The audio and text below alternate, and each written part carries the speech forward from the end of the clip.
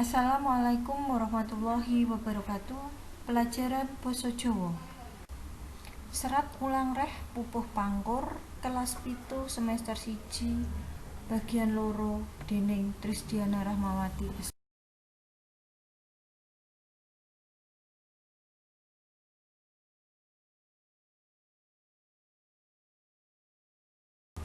Materi sing disinaoni cakepan, titilaras, lan tembang pangkur. Cakepan yaiku tetembungan utawa unen-unen sing ana ing tembang mocapat.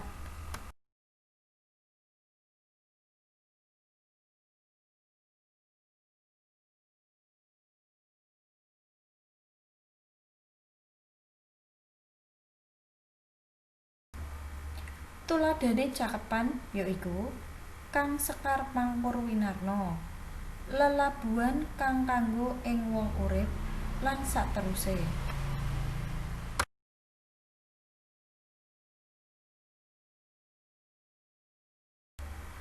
Dene sing diarani titilaras yaiku angka lelirune gamelan utawa notasi.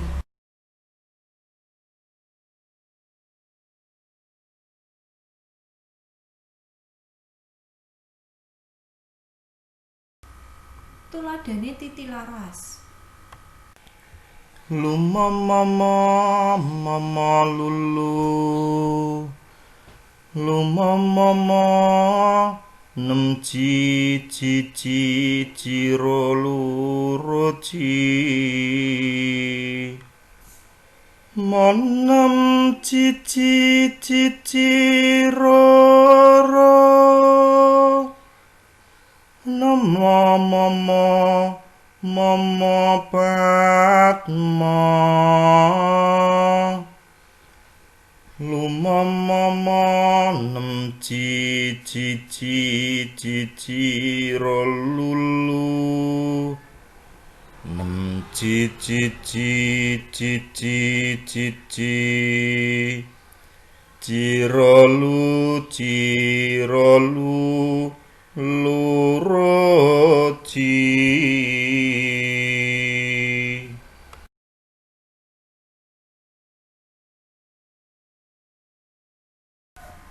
Tembang pangkur ing serat ulang reh ana ing pupuh papat, cacahe 17 pada utawa bait.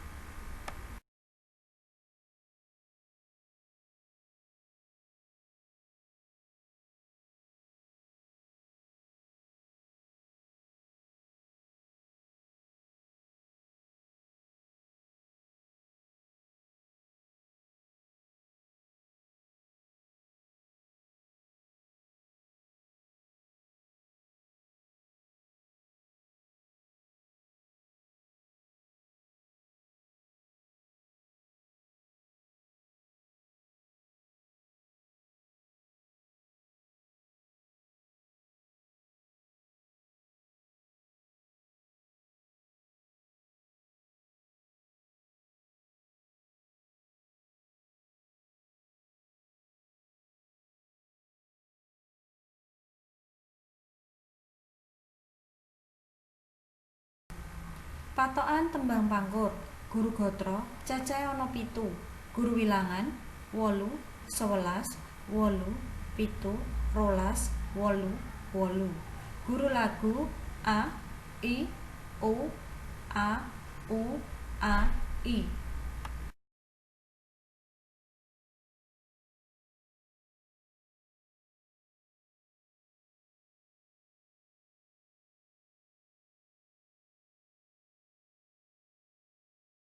Piwulang tembang pangkur ingkang badhe dirembag pada setunggal ngantos pada gangsal.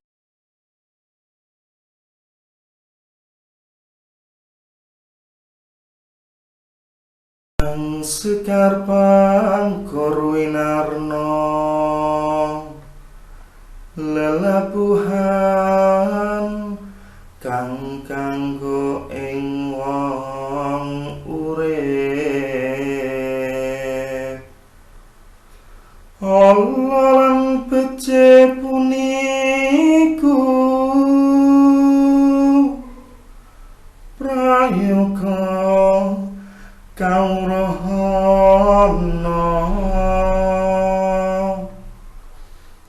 adat waton punika dipun kadulu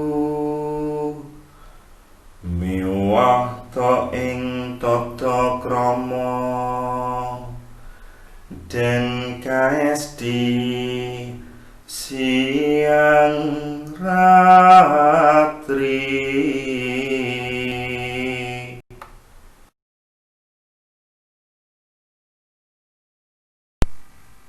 Piwulang padha siji.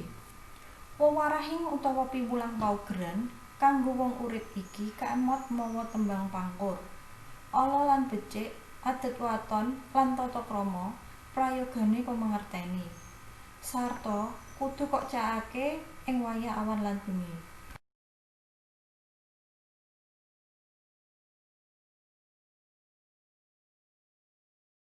Dedu kelawan prayoga miang watara reringga aiwa lali iku parabot satuhu dan kena tininggal tangil lungko ngadeg tuwin lumaku angucap menang yang nindra duga-duga aja kari.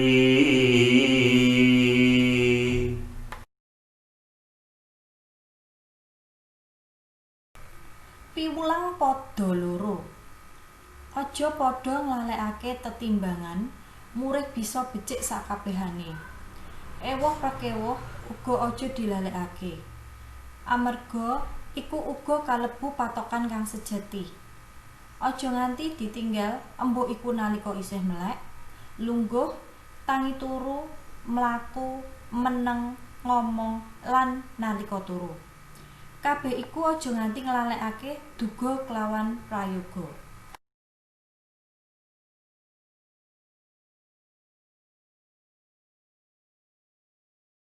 Miwah ta sabarang karya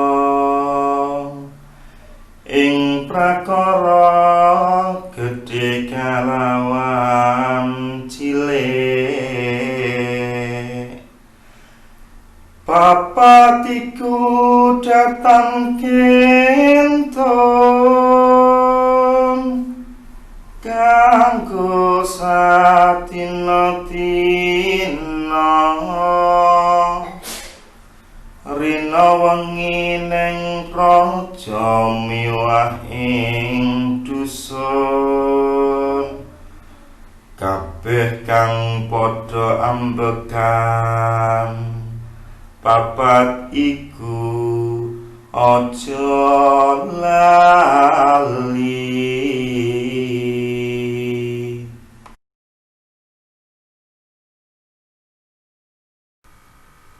Piwulang padha telu.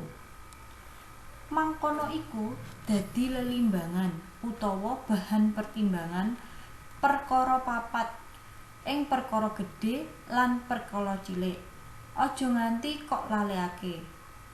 Kudu dilakoni saben dinane, awan lan bengi, ing kutha lan ing desa. Kabeh iku kanggo manungsa kang isih ambekan utawa urip.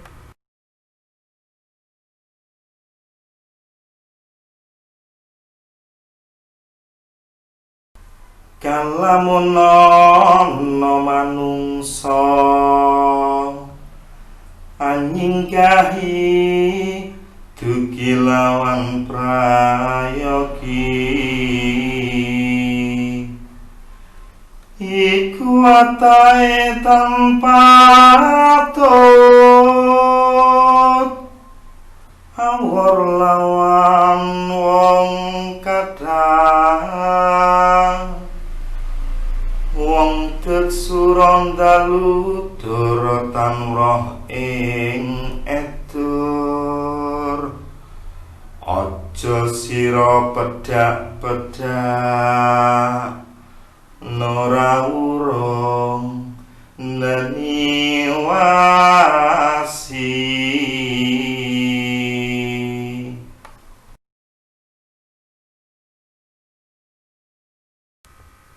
Piwulang padha papat. Umpama ana manungsa kang nglalekake duga lan prayoga iku ora becik utawa ora patut ngumpul marang wong akeh kang becik nalari.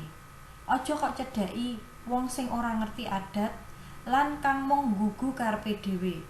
Wong sing kaya mengkono iku bakal gawe rusuh utawa mung gawe karusakan.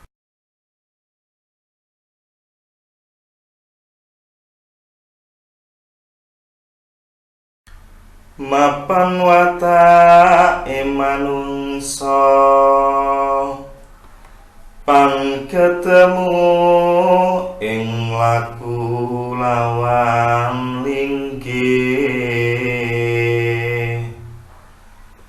salahun namuninipun dadi panengeran kang apinter kang bodho miwah kang luhur kang sugih lan kang melarang tanapi manusa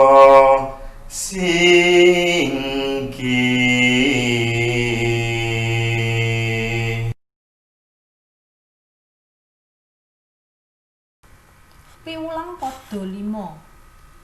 Titikane watak utawa prilakune manungsa iku bisa dimangerteni lumantar carane mlaku lan lungguh, tindak tanduke lan carane ngomong. Senajan wong mau ora pinter utawa bodho, duweni derajat dhuwur utawa cendhek, sugih utawa miskin.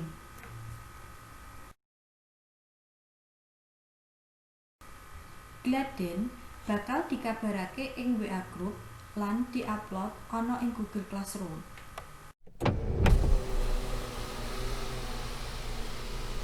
Cekap semanten materi dinten menika. Wassalamualaikum warahmatullahi wabarakatuh. Matur nuwun.